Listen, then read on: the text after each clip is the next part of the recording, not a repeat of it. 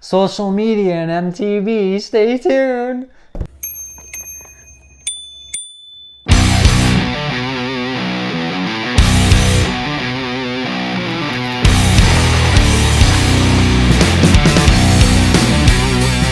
Dirty Forks! Well, it was bound to happen. I have thoughts on social media and MTB. So I just got a Facebook account. I call it Faceplant. I just got a Faceplant account. And the reason why I got that was for Faceplant Marketplace. We've got Faceplant, we've got Instant Spam, aka Instagram, that darn TikTok thing, which I don't have that app at all. And I think it's Snapchat, which I don't have that app either. I do have Instant Spam and Faceplant now. Instant Spam I only got because I wanted to follow the Hydro Cut, I wanted to follow Haldimont, I wanted to follow Horseshoe Bike Park, and then I wanted to follow Huntsville Mountain Bike Association with Deerhurst, all their new really awesome looking trails that they're building at the Deerhurst Resort in Huntsville. Can't wait to get up there next season and check those trails out. They look freaking awesome. And just anything with regards to following trail networks. Again, it's the same thing with that on Instant Spam. I don't want followers or anything. I just want to follow what I am interested in. So Faceplant, I am now a member, not a member, I guess, but like part of a group, I guess it is. Awesome Ontario Mountain Bikers, I think it's called. That's a really great group of people. If you're in Ontario and you haven't checked that group out on Faceplant, you should. They're really a good, awesome group of people on that page for sure. Very, very accepting and welcoming, which is great. It's hard to find that sometimes, right? Social media and mountain biking. So this is gonna go. This goes along with progression too. So when I'm scrolling through Instagram, which is maybe 25 minutes a day all told, I'm scrolling through and I see these shredits and all this stuff like what's that one? Brandon Semenek. He had a shredit with just like my jaw's on the floor. Like, man, can that guy ride a bike? Like, it's just an extension of him. It's just another appendage. It's like having another arm. It's crazy. That shred-it that he did was insane. Like, I love it. I have it saved on my save page or whatever you call it. And but then, like I'm scrolling through and I see all these ones and it's like, yeah, it's the same thing. Okay, yeah, you hit a 20-foot gap or a 50-foot or 100. To me, that is so completely far-fetched and completely out of my realm forever that I just don't care anymore. Like, I don't care. Now, in saying that, the Red Bull Rampage thing, I do watch some of that sometimes, but it's like maybe 10 minutes worth of the stuff. I'm more interested in how they build their lines. I think that's so cool. Yeah, like anything like free ride, I just find free ride kind of boring, like to watch anyway. So, I know that there's a lot of pressure on people.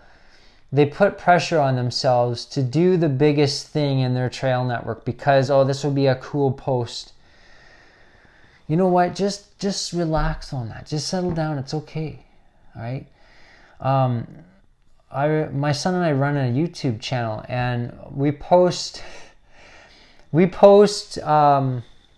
on our YouTube channel, like shorts, for example, and they might get one might get like 1,400 views. Another one might get like 5,000 views, and another one might get, again, I don't post for views. I post because we just love it and we just want to share with you guys what we do. It's never really for views. The views are just an after effect if they come and go or whatever. I just find it really interesting which videos get views and which don't. So being a creator and a contributor within social media on this social media platform is actually quite unique. It shows how much pressure you can put on yourself if you let it come to that. I put a little bit of pressure on myself to do things because, it's going to make a great video. Well, now I've come to the realization where I just don't friggin' care. It's about me making the progression at my own rate. My son making his progression at his own rate.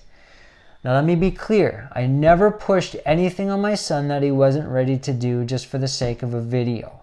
Never. And I will never do that. So when I video my son, it's usually after about 4 or 5 times that he's already ridden it. And then he's comfortable with me videoing him. He's never comfortable with me videoing him on the first attempt.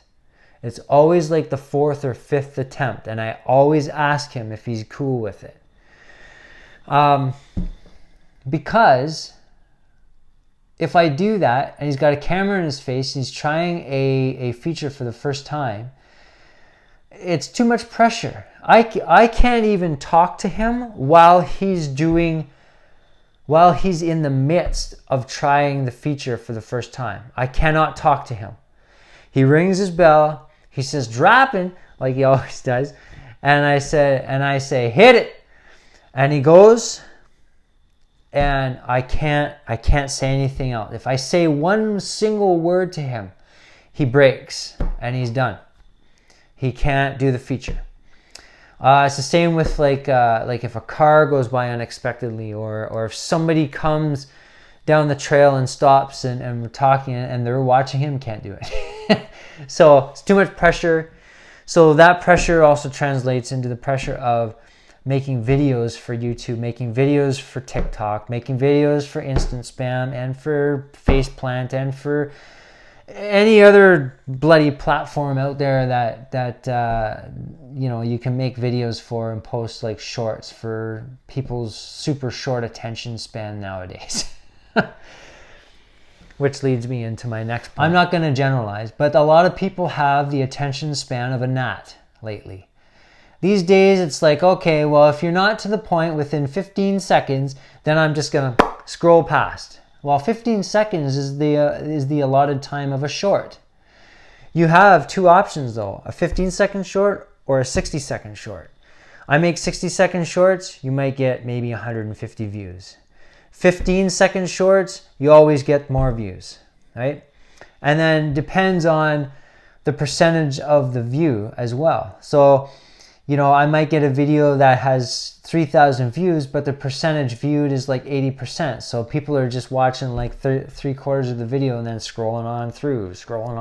Okay, this is boring. Okay, this is boring. Okay, this is boring. So to make videos, that's why you don't see too many of our videos that are past 20 minutes. And if you do, it's just because I wanted to make it and I wanted to have my say, right? Which is why this platform exists. At least that's what I think anyway. So there's a lot of things about social media that are just, that are just superficial. Yeah, you scroll through it. The wow factor is pretty much dead. There's like so many things out there that people do that are just like, what are you doing? It's like we live in Niagara Falls, so you get people. We're down at the falls sometimes, during heavy tourist season, and you get people wanting to take selfies, and they stand behind the rail. And the rail's only like this high, So they stand behind the rail so they get that perfect selfie. Meanwhile, there is nothing stopping them between their hand hanging onto the rail and a fall, you know, a 500 foot or whatever it is fall to basically your death. But you got to get that perfect selfie, right? It's the same with features and posting on YouTube and Instagram and stuff. You got to get that perfect jump. You got to hit that perfect drop. Meanwhile, it's like 2 seconds away from certain doom, but it's okay because I got to get this video and it's going to get lots of views. Well, just relax. It's okay. You don't need, it doesn't need to be perfect. I'll never be a Brandon Semenek, and I know that, and I'm cool with it. I'm good with it, right? If people want to watch Brandon Semenek, they don't watch this channel, that's for sure. So I'm here for the people that, you know who you are, you subscribe. And if you haven't, you should. And give it a like too. Anyway, hope you enjoyed the video. We'll see you on the next one. And keep the rubber side down and stay dirty, as my son says. See you on the next one.